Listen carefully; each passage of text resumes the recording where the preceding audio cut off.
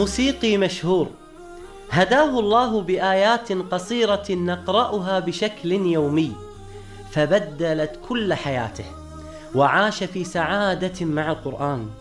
إنه رحيم تشان الذي التقيت به في لندن واستضافني في منزله. So my name is Rahim Jung. I was born here in London, in fact only a few hundred meters from here. I've always lived in London all my life. My father came here from India in the 1940s, but his family were originally from Hijaz area of Arabia. But my mother's family are Irish. So my mother and father, they met here in London. My mother was Irish Catholic. So we were brought up in a very liberal family, not really following one faith or the other faith.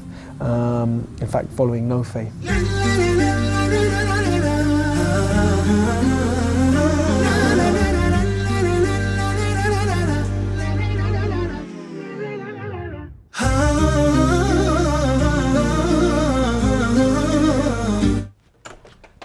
Assalamu alaikum. Assalamu alaikum, Sheikh. كيف الحال؟ الحمد لله. طيب How are you? الحمد لله الحمد لله. Thank you very much. أهلا وسهلا. تفضل جزاك الله خير. Please have a seat. شيخ رحيم ما شاء الله هذا البيت الجميل والأولاد ما شاء الله الأجمل. أسأل الله سبحانه وتعالى أن يحفظهم لك وهذه الاستضافة وهذا الكرم. الشيخ رحيم كم عندك ما شاء الله من الأولاد؟ I'm now 42 years old, mashallah. I'm married. I've been married for 18 years, 19 years nearly. I have 5 children, alhamdulillah.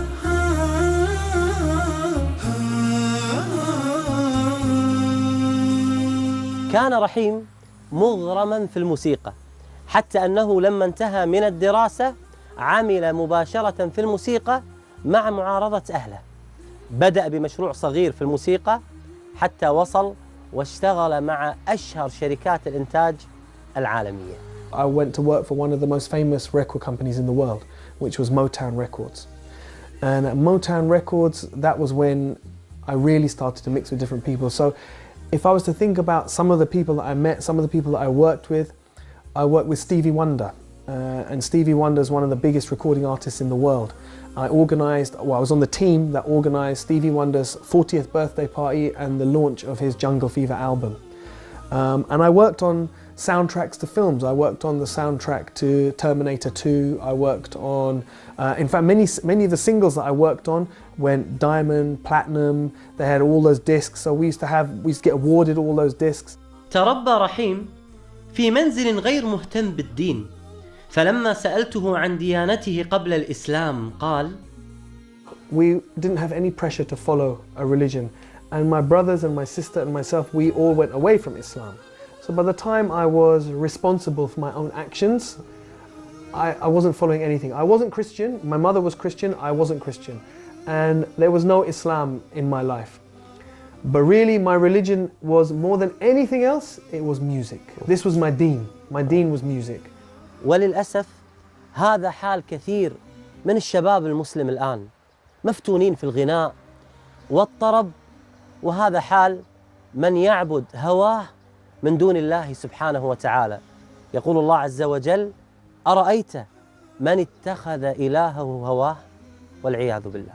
When I look back now, there were certain steps that brought me closer to Islam. رحيم، متى بدأ الإسلام ينبض في قلب رحيم؟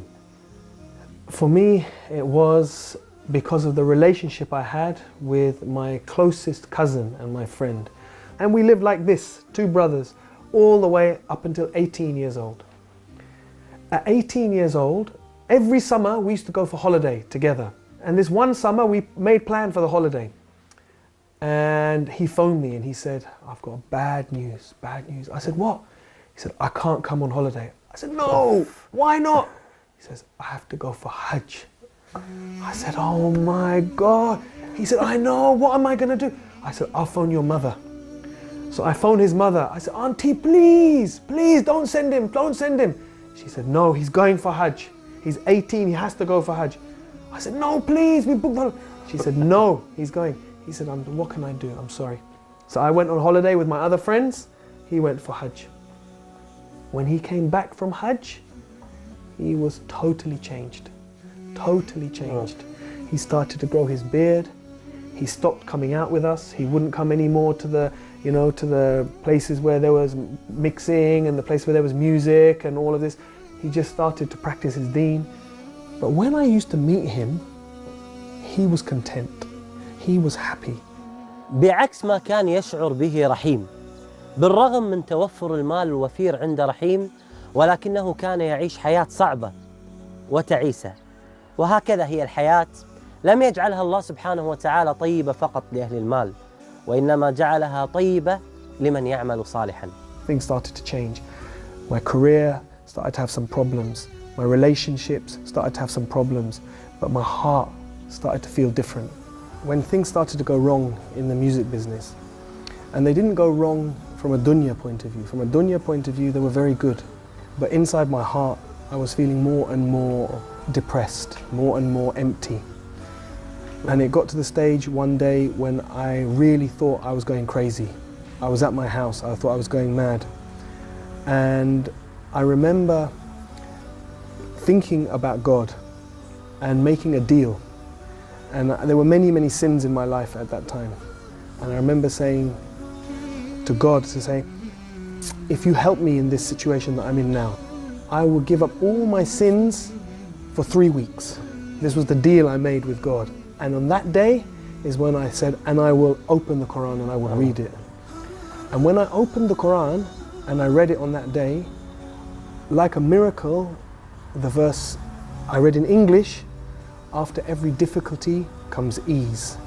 فَإِنَّ مَعَ الْأُسْرِ يُسْرًا إِنَّ مَعَ الْأُسْرِ يُسْرًا. And for me,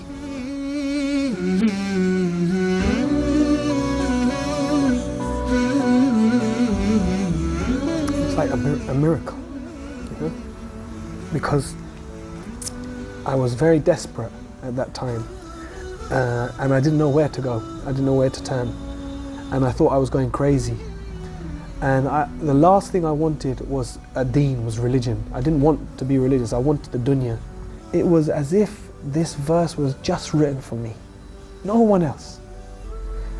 That I didn't even know Allah, God, whatever, but that this book somehow knew exactly what I needed at that point and at that time. So it was like a miracle.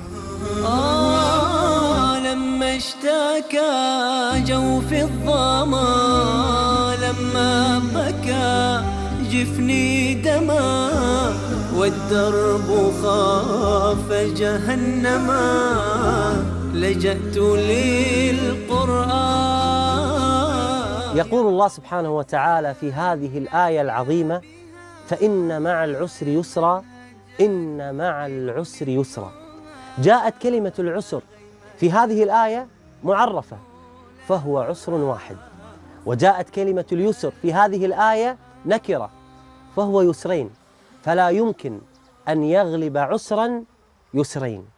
فاستبشروا يا أهل البلاء بيسر من الله سبحانه وتعالى. بالقرآن برحمه تحلو الحياة شوقا إلى المولى هتاي أسلمت روحي للإله. بالقرآن اهتديت يأتيكم برعاية بالقرآن برحمه تحلو الحياة شوقا إلى المولى هتاي أسلمت روحي للإله. كان المدى أشواك حتى كسه الندى والقلب قد أرضاك يا رب حين اهتدى يا رب حين اهتدى.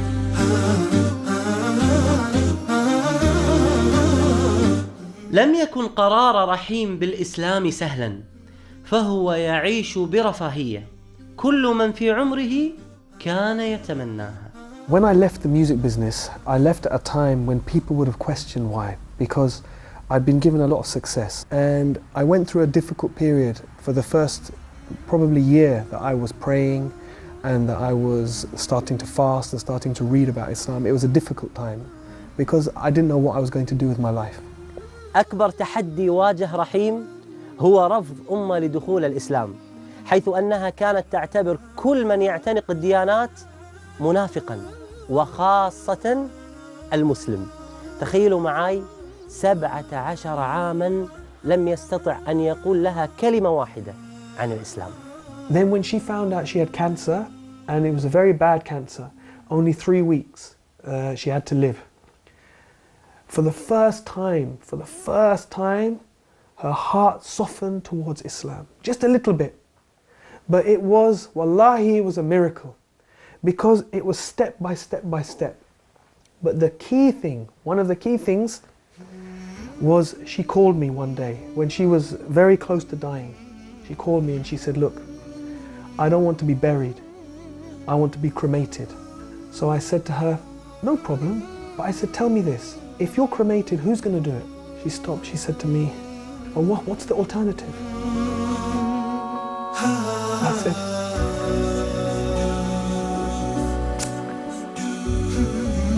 I said, the alternative is if you die, then your sons, me and your sons, we will carry you.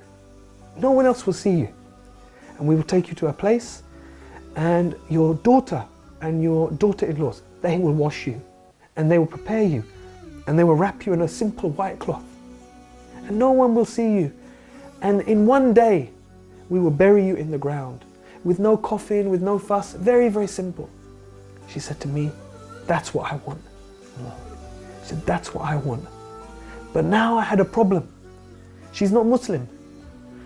So she phoned my brother and sister and she said, I want a Muslim burial. I would just try very slowly to give her small bits of dawah. If there is a creator, do you think maybe he sent messengers? Do you think maybe he sent people as guides? And one day she said, yes, I believe that. So Sheikh, for me, I was happy. For me, I was happy. She believes in a creator, she believes in messengers. I thought, inshallah, I have an excuse. I can make dua for her.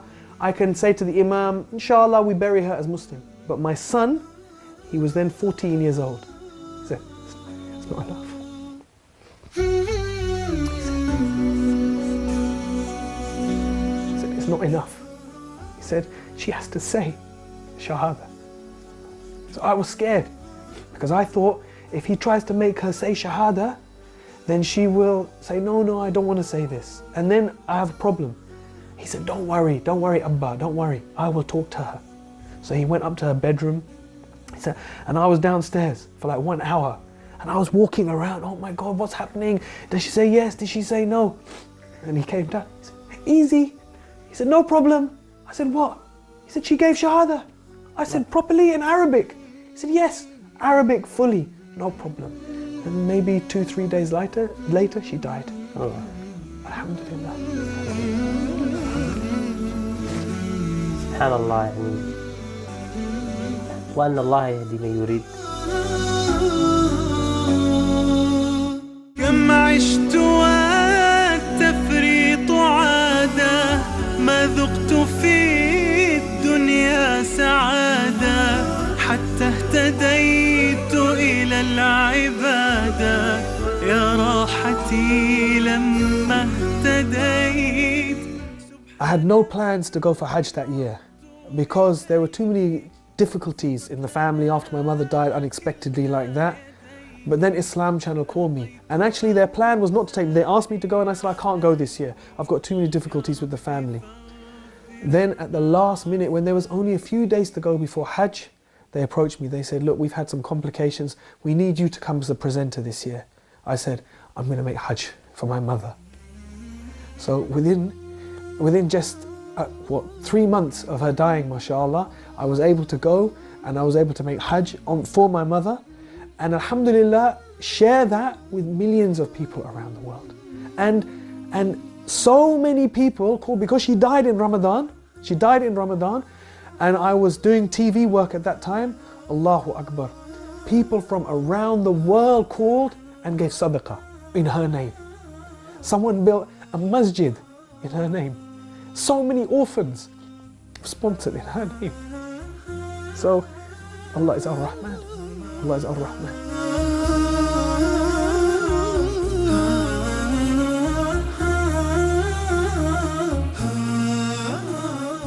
رحيم من حبه للقرآن يحرص يوميا على قراءة وسماع القرآن، وله تدبر عجيب، وتلاوته للقرآن رائعة جدا.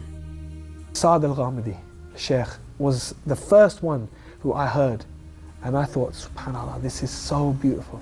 So I used to play last juz all the time, and his recitation of Surah Al-Fajr is so beautiful. So first of all, it became my favorite verse just by the sound of it. He used to say at the end of Surah Al-Fajr, Ya ayyatuhan nafsul mutma'inna irji'i ila rabbiki radiyatan mardiyatan fadkhuli fi ibadi wadkhuli jannati. And the way Sheikh Saad al-Ghamidi recites this, it just is so beautiful. I didn't know what it meant, but it became my favorite verses just by the sound. Then when I began to read and understand what it meant, every time I think about these verses, I just think one thing, that maybe we will hear Allah say this.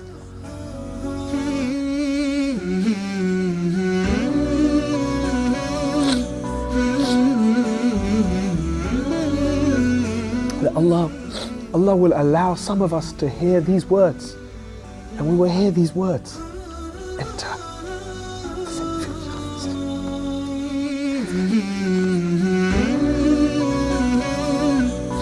So this verse is very dear to my heart, because this is my hope that we will hear this, and that my children and my parents will hear these verses. Inshallah. سبحان من عدت إليه بسطت لنا كلتا يديه ألقيت أوزاري عليه يا ربي فاغفر ما عصاني. These last 4 verses from this surah has a very special place, a very dear place in my heart for that reason. انشغل رحيم في الفترة الأخيرة بالإعلام، وحرص بشكل كبير على أن يكون له دور في الدعوة من خلال وسائل الإعلام المختلفة، فهو الآن مقدم برنامج مشهور في قناة إسلام تشانل التي زرناها مع فريق العمل.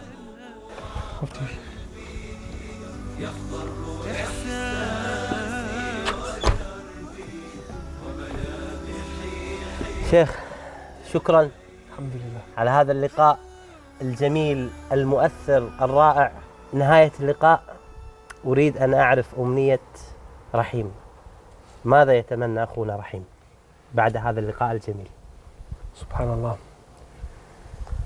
You know, from the work that I've done, alhamdulillah, Allah has blessed me to have the opportunity to do a lot of privileged work. But the most amazing work we did was definitely broadcasting the Hajj. Our series called The Footsteps of Ibrahim, where we toured all over. The authorities gave us access to the Masjid al-Nabi sallallahu alaihi wasallam, to the graveyards, to the Quran printing factory, to the Masjid al-Haram in Mecca, to all these places, and we showed millions of people around the world, and the response was amazing, but it was all in English. And if we could take this to other languages so everyone could see this, inshallah, this would be amazing. بإذن الله. موقع نون القرآني يقوم بترجمة هذا البرنامج بإذن الله عز وجل، ويكون داعما لك في هذه الدعوة. هذا الموقع القرآني المتخصص في القراءات، موقع نون بإذن الله عز وجل. شكرا، الله يبارك فيك.